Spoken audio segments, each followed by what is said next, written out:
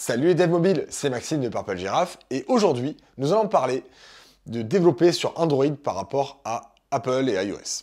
Je voulais faire cette vidéo parce que il y a beaucoup d'idées reçues, de choses que l'on dit depuis des années, qui étaient vraies, qui ont été vraies à un moment, mais qui ont beaucoup évolué et qui sont de moins en moins vraies. Il y a des gens qui continuent à les dire. Et ça me met un peu en colère. Pas en colère, allez, je suis pas en colère. Mais j'aimerais prendre un point d'opinion aujourd'hui et vous dire ce que je pense de l'évolution de ces deux plateformes. Donc on a deux plateformes, la plateforme gérée par Apple d'un côté et celle par Google de l'autre, qui sont sorties à peu près à la même période, 2007-2008 pour les deux, et avec une logique au départ qui était différente pour les développeurs. Je parle vraiment pour les développeurs aujourd'hui. Donc il y avait une logique qui était différente. On avait d'un côté Apple qui freinait vraiment les développeurs. On était pieds et poings liés pour créer des applications avec des tas de contraintes, vraiment énormément de contraintes, très peu de possibilités finalement.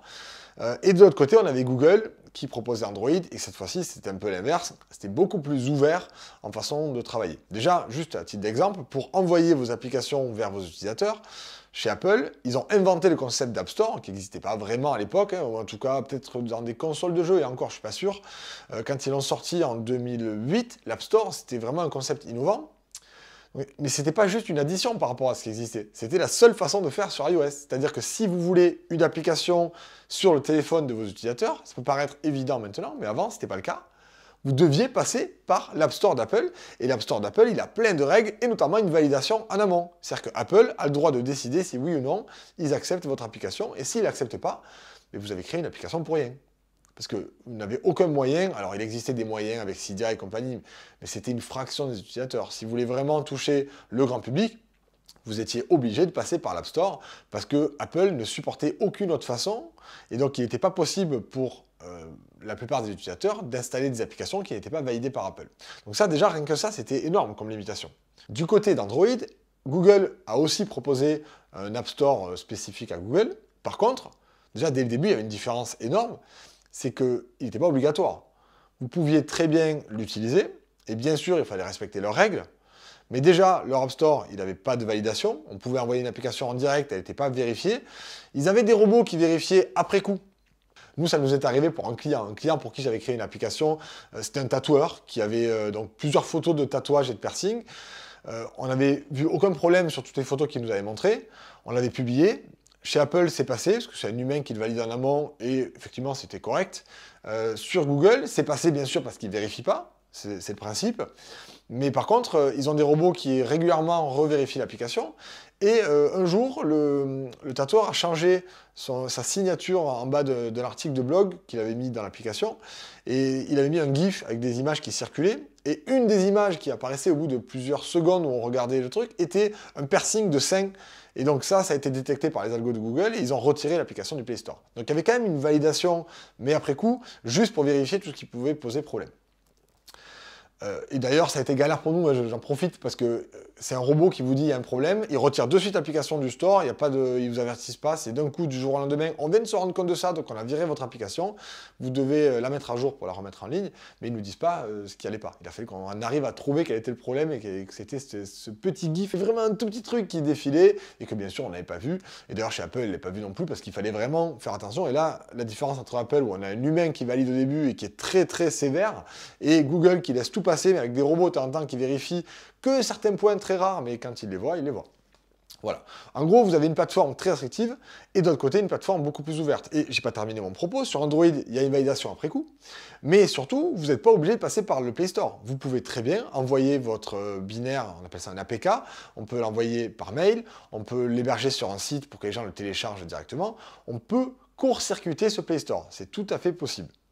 Et donc déjà, vous avez une différence notable. Mais au-delà de la distribution, j'aimerais qu'on parle de la partie développement et des API, ce que les développeurs ont le droit de faire avec les applications et les interactions entre l'application, le système, l'utilisateur, etc. Parce que là aussi, on a d'énormes différences. Par contre, ces différences, elles évoluent dans le temps. Et c'est de ça dont on va parler aujourd'hui. Mon argumentaire, c'est que en termes de liberté, on avait très peu de liberté chez Apple, on avait beaucoup de liberté chez Google, à la sortie. Mais ces libertés, avec le temps, elles vont s'aligner, vous allez voir. C'est-à-dire que chez Apple, on donne de plus en plus de liberté aux développeurs, et chez Google, on donne de moins en moins de liberté, on retire des libertés. Est-ce qu'on est à égalité aujourd'hui ou pas? Ça, c'est un joli point à débattre. Mais ce que j'aimerais que l'on voit aujourd'hui, c'est parler de cet alignement. Et peut-être même que c'est l'inverse maintenant, je ne sais pas, on va voir. Donc, on va prendre l'exemple de deux API de base. Alors, pas des API précises, mais des types d'API. Ces deux types d'API dont on va parler, c'est les traitements en tâche de fond et l'accès aux différentes données personnelles de type géolocalisation, appareil photo, etc. Tout ce qui est lié au système, mais qui est lié aussi à l'utilisateur. Ces deux choses-là ont été traitées radicalement différemment sur les deux plateformes, mais avec des évolutions, vous allez voir, qui sont quand même assez différentes. Ok, donc si je commence avec le traitement en tâche de fond. Donc le principe du traitement en tâche de fond, c'est l'utilisateur a installé une application depuis l'App Store ou le Play Store, et cette application, il peut soit la lancer et s'en servir, soit elle peut se lancer elle-même en arrière-plan pour faire des actions, récupérer des données et éventuellement notifier l'utilisateur ou envoyer des données sur un serveur. Elle peut faire ce qu'elle veut, mais en arrière-plan, sans que l'utilisateur s'en rende compte finalement. Encore une fois, liberté d'Apple pour les développeurs, liberté de Google. Chez Apple, c'était tout simplement interdit. Il n'y avait aucun moyen d'avoir une application qui fonctionne en tâche de fond. Une application, elle se lance par l'utilisateur, elle apparaît en plein écran, il n'y a qu'une seule application à la fois, et si l'utilisateur quitte l'application avec le bouton du bas, il y avait un bouton à l'époque sur le téléphone, elle est quittée instantanément. Il n'y a même pas de petit délai sur les premières versions, elle est quittée et c'est fini. C'est que l'utilisateur a fini avec cette application, elle n'a pas besoin de consommer des ressources de plus. Chez Google, vous aviez cette logique de lancer les applications et de les quitter, mais dès le début, il était autorisé de créer des services d'arrière-plan qui pouvaient tourner, et même quand on quittait l'application, qui continuait à tourner. Donc ça a été une différence énorme. Et je me rappelle en avoir parlé avec des développeurs à l'époque, puisque moi, à l'époque, je faisais que de l'iOS. Et quand je parlais avec des développeurs, souvent c'était les étudiants qui me disaient « Ouais, mais iOS c'est fermé, on ne peut rien faire. Sur Google, moi je peux faire des tâches de fond, etc. » Il faut comprendre un peu la logique. Pourquoi est-ce que Apple prenait cette décision par rapport à Google? Apple, ils ont toujours eu une idée de dire « On protège l'utilisateur à tout prix ». Si on permet aux développeurs de créer des applications en tâche de fond, ça veut dire que s'il y a des abus, ce qui n'est pas garanti, mais si des développeurs abusent, l'utilisateur va voir sa batterie se vider par exemple dans la journée, il ne saura pas pourquoi. Il va croire que le téléphone a un problème, ou il va se retrouver à midi à plus pouvoir téléphoner, même si c'était des fois le cas, parce que les premiers téléphones, niveau batterie, c'était pas top. Mais bon, peut-être que le de midi, ça aurait été 10 heures, j'en sais rien. Et donc, si on laisse des développeurs faire ce qu'ils veulent en arrière-plan, ça va consommer trop de batterie. Peut-être qu'ils vont surveiller ce que fait l'utilisateur et envoyer des données à des serveurs. Apple a toujours cherché à protéger les utilisateurs en partant du principe que le développeur pouvait abuser de ses droits, de ses libertés. Et donc, mais pour pas qu'il en abuse, on ne lui en donne aucune. Et chez Google, justement, c'était l'idée de dire, nous, on n'est pas comme Apple, on laisse faire ce que veulent les développeurs. La priorité, c'est de dire, c'est un marché libre, chacun se débrouille comme il veut, et l'utilisateur est libre de désinstaller les applications s'il le souhaite. Sauf qu'avec la tâche de fond, c'est quand même compliqué, parce qu'on ne le sait pas vraiment en tant qu'utilisateur. C'est ça. C'est qu'il y a une partie qui est floue pour l'utilisateur, et c'est ça qu'Apple ne voulait pas. Et donc là, on est sur les premières versions, mais qu'est-ce qui s'est passé avec le temps? Les développeurs chez Apple n'ont pas arrêté de demander en disant il nous faut de la tâche de fond, on a besoin de faire des choses dans l'arrière-plan, on a besoin de prévenir l'utilisateur qu'il y a une nouveauté qui l'intéresse. Et donc là est apparu le principe des notifications push. Ça n'existait pas avant ce principe-là. Cette idée de notification, ça n'existait pas vraiment, il n'y avait pas de système de notification comme on a à l'heure actuelle. C'est Apple qui l'a inventé en disant aux développeurs ok, vous voulez de la tâche de fond, on ne vous laissera pas faire ça, parce que ça c'est trop embêtant pour l'utilisateur. Par contre, si votre problème c'est que vous voulez que des utilisateurs soient au courant qu'il y a une nouveauté pour eux et qu'ils aient leur rappeler qu'ils peuvent lancer l'application, on comprend que ça peut être important, donc on va vous proposer une solution alternative. En gros, l'idée d'Apple, c'est de dire, plutôt que de faire fonctionner la batterie d'utilisateur en arrière-plan, vous allez, vous les développeurs, payer des serveurs, faire les traitements sur vos serveurs quand vous en avez envie, c'est vous qui payez l'électricité et la batterie, c'est pas l'utilisateur, et si vous trouvez qu'il y a besoin de le prévenir, on va vous donner un moyen de nous envoyer un message à nous, Apple, que nous, on fera passer à l'utilisateur et on va envoyer une petite notification pour prévenir l'utilisateur qu'il y a une nouveauté. Et quand il va appuyer là-dessus, ça va lancer son application et vous allez vous retrouver dans l'appli à pouvoir récupérer vos données. Et donc, on aura eu le fonctionnement que les développeurs voulaient sans forcément faire tourner l'application en tâche de fond. Donc, ce principe des notifications, qui maintenant est répandu, on utilise tout ça, ça a été inventé par Apple parce que la tâche de fond étant interdite, ils ont trouvé un moyen de remplacer, c'est pas la tâche de fond qu'on voulait en tant que développeur, c'était être capable de prévenir l'utilisateur qu'il y a quelque chose de nouveau, et pour faire ça, il fallait de la tâche de fond. Sur Android, la plupart des tâches de fond, c'est ce qu'ils faisaient régulièrement, ils récupéraient des infos sur le serveur, ils envoyaient des requêtes réseau à intervalles réguliers pour voir s'il n'y avait pas des nouveautés, et s'il y a des nouveautés, ils affichaient quelque chose à l'utilisateur. Mais au lieu d'envoyer sans arrêt, donc le téléphone tourne tout le temps, qui consomme du processeur, de la RAM, et qui fasse des requêtes réseau. Là, on est en 2008, 2009, 2010, les forfaits Internet, c'était pas les mêmes. Et donc avoir ça en arrière-plan, c'était complètement différent. Alors que là, finalement, le téléphone, il n'en voit rien, il attend que Apple le prévienne. Apple a commencé à donner un peu de liberté, et effectivement, sur Google, ce n'était pas nécessaire au début, les push. Ça ne servait à rien, puisqu'il y avait déjà la tâche de fond. Mais petit à petit, ils ont commencé à ajouter aussi les push, parce que les développeurs ont commencé à utiliser ça sur iOS, et comme certains faisaient aussi des applications Android, ben, Google a fini par le proposer aussi. Donc on a des libertés qui commencent un petit peu à s'aligner. Plus tard, Apple a aussi ouvert la bride un petit peu sur les traitements en tâche de fond. C'est-à-dire qu'on avait le droit, en tant que développeur, lorsqu'un push arrivait, que ça réveille un petit service de l'application qui va pouvoir télécharger des données sans lancer l'application. C'est plus un notif graphique, c'est une petite notif d'arrière-plan qui permet à des applications de se lancer un tout petit service pendant quelques secondes et qui a des contraintes énormes. C'est-à-dire que Apple vous permet de lancer un petit service en arrière-plan qui pourra télécharger des données, mais qui ne pourra pas en télécharger beaucoup et qui ne pourra pas en télécharger pendant longtemps. Vous avez un tout petit délai pour faire vos traitements et quitter l'application. Vous voyez, petit à petit, ils ouvrent les possibilités pour les développeurs, mais toujours pareil, en faisant en sorte que les développeurs n'abusent pas. Le but, c'est de protéger l'utilisateur, sa batterie, sa vie privée. Et Google, ce qui s'est passé, c'est qu'avec le temps, ils ont commencé à ajouter ça aussi. C'est-à-dire qu'ils se sont rendus compte que laisser les développeurs faire ce qu'ils veulent, il y en a qui le font bien, il y en a qui le font mal. Soit par mauvaise intention, parce qu'ils veulent abuser, soit tout simplement par incompétence. Parce que c'est plus simple de ne pas s'embêter. Je lance un truc qui tourne tout le temps et je fais ce que j'ai envie et j'ai de suite mes réponses. Mais tant pis pour l'utilisateur. En tant que développeur, c'est plus dur d'avoir un service économe. Ça demande de la réflexion, de l'organisation. Et donc, il y avait un vrai problème sur Android parce que dès que vous aviez trop d'applications qui étaient installées, il y en avait peut-être des dizaines en tâche de fond qui bouffaient la batterie toute la journée. Et donc, ce que Google a commencé à faire dans les années, ça a été enlever des libertés. Forcer les applications qui étaient en tâche de fond à passer sous la forme de service, un petit peu comme Apple, et d'arriver à avoir un petit peu cette logique-là, la même logique. Donc, vous voyez, on a une tendance qui se rapproche.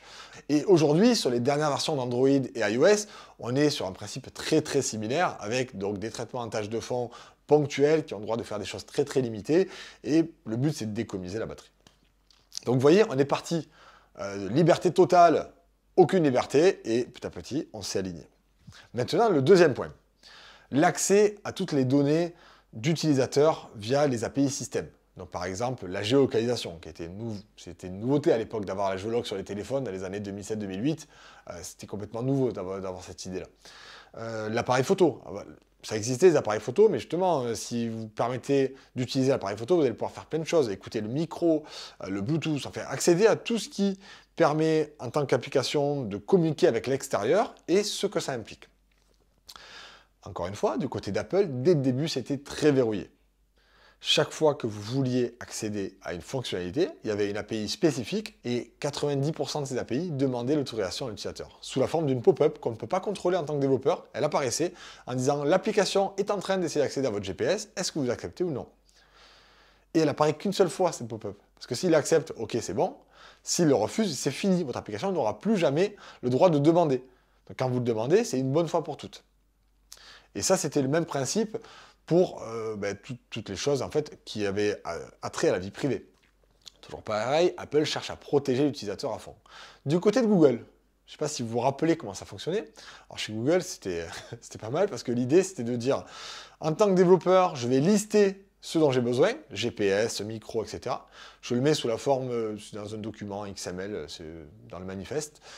Et ce qui se passe, c'est que Google l'affichait sur la fiche du Play Store. Donc, en tant qu'utilisateur, lorsque vous alliez télécharger une application, vous aviez le nom, le prix, les captures d'écran, etc.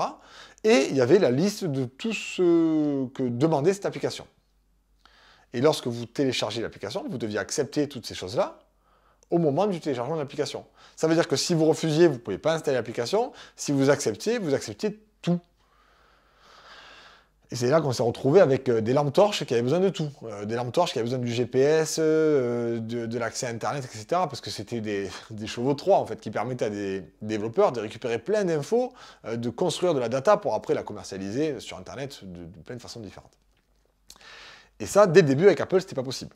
Au niveau d'Apple, on ne le listait pas sur la fiche de l'App Store. C'était dans le code, quand on s'en servait, qu'une pop-up apparaissait. On ne pouvait pas le cacher à l'utilisateur. On ne pouvait pas faire ça en secret, d'allumer la lampe torche et qu'il se passe plein de choses derrière. Ça montre encore une fois. Apple, très peu de liberté. Google, open bar sur les développeurs. Mais avec le temps, oui, voilà ce qui s'est passé. Alors, Apple n'a pas trop changé quand même cette idée-là. Ils ont toujours vraiment protéger l'utilisateur. Il y a certaines API qui sont simplifiées, notamment par exemple pour l'accès à la géoloc. Il y a plusieurs variantes maintenant, vérifier que l'application a accès que quand elle est lancée. On peut avoir un truc temporaire sans demander à l'utilisateur mais qui n'est pas précis. Voilà, il y a plusieurs choses qui ont été ouvertes pour les développeurs pour des cas particuliers. Et sur Android, ce principe de lister les permissions, ça a duré un moment. Mais au bout d'un certain temps, et d'ailleurs ça a été d'un coup, je crois que c'était Android 5, où d'un coup ils ont dit ça c'est fini, on arrête. Ce truc de lister, maintenant, il y aura des permissions qui sont considérées comme générales, et ça effectivement il suffira de les lister, mais il y aura des permissions qui sont considérées comme critiques, et là vous devez utiliser une API pour demander la permission, comme sur Apple en fait, avant de l'utiliser. Mais c'est pas exactement comme sur Apple, parce que sur Apple, quand vous utilisez l'API, c'est le système qui prenait le relais, et vous n'aviez pas vous de réponse tant que l'utilisateur n'avait pas accepté. Vous n'avez rien à faire de plus, vous demandez à accéder aux données.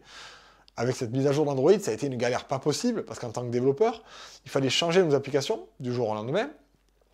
Et en plus, c'était à nous à ajouter l'affichage de la pop-up. C'était pas un truc système. Enfin, il y avait une API système, mais c'était à nous à l'appeler, il fallait l'intégrer dedans. C'était alambiqué comme API, c'était super compliqué. Et si vous ne le faisiez pas, et que vous essayez de lire les données GPS sans avoir affiché cette pop-up avant, l'application crachait. Vous aviez une exception. Donc on s'est retrouvé avec plein d'applications qui ont été mises à jour sans faire gaffe et qui ne marchaient plus sur Android parce qu'il y avait ce bug-là qui apparaissait et que plein de développeurs n'avaient pas vu. Et là, vous voyez, les libertés développeurs, elles chutent là, à ce moment-là chez Android. Et donc on arrive à la même logique aujourd'hui. Pour les données critiques, on demande la permission à l'utilisateur avant de le faire. Donc vous voyez, quand je parle avec des développeurs qui me disent « Ouais, sur Android, on fait ce qu'on veut, c'est libre, et sur iOS, c'est une prison. » Donc on le sait, ces API, elles se stabilisent. On ne peut plus dire maintenant on fait ce qu'on veut sur Android et on ne fait pas ce qu'on veut sur iOS. C'est pas vrai. Maintenant, je pense qu'on est arrivé à égalité. Il y a certains points sur lesquels c'est mieux l'un que l'autre, mais sur d'autres points, c'est l'inverse. Donc on est arrivé, je pense, à un équilibre. Les prochaines évolutions, ça sera sur les App Store. Parce que là, on sait que ça évolue énormément, ça va évoluer énormément. On a une chasse gardée d'un côté d'Apple qui essaie de verrouiller, encore une fois, ses droits. Et là, c'est plus pour des raisons financières, c'est beaucoup moins pour l'utilisateur que ce qu'on pouvait avoir avant. Là, c'est vraiment, ils veulent gagner de l'argent sur des commissions et du coup, ils imposent des contraintes aux développeurs. Sur Android et le Play Store aussi, il y a des restrictions légales qui sont assez pénibles pour les développeurs, mais elles sont beaucoup moins vérifiées et elles sont beaucoup moins contraignantes que sur Apple. Dans tous les cas, l'évolution, on va voir comment elle va se faire. On a vu que sur les API, ça s'est nivelé. Si vous n'êtes pas d'accord, dites-moi en commentaire, mais je pense vraiment qu'à l'heure actuelle, on a des plateformes qui sont équivalentes en termes d'API, de possibilités pour les développeurs. Par contre, sur les stores, ça va évoluer et je suis assez impatient de voir comment les choses vont évoluer. Parce que l'état actuel des App Store, ça ne correspond plus vraiment à la réalité du marché. Et j'espère que Apple et Google vont bouger dans le bon sens. De toute façon, ils n'auront pas trop le choix parce que les gouvernements sont en train d'attaquer sérieusement les choses et ils vont avoir des règles qu'ils vont devoir respecter et j'espère qu'ils vont le faire correctement. Dans tous les cas, j'espère que ça vous a plu. N'hésitez pas à me le dire en commentaire. Vous avez les commentaires juste en dessous de la vidéo. Un petit pouce si on a aimé et on s'abonne pour devenir encore meilleur parce que chaque semaine, vous aurez de nouvelles vidéos. Salut et happy coding!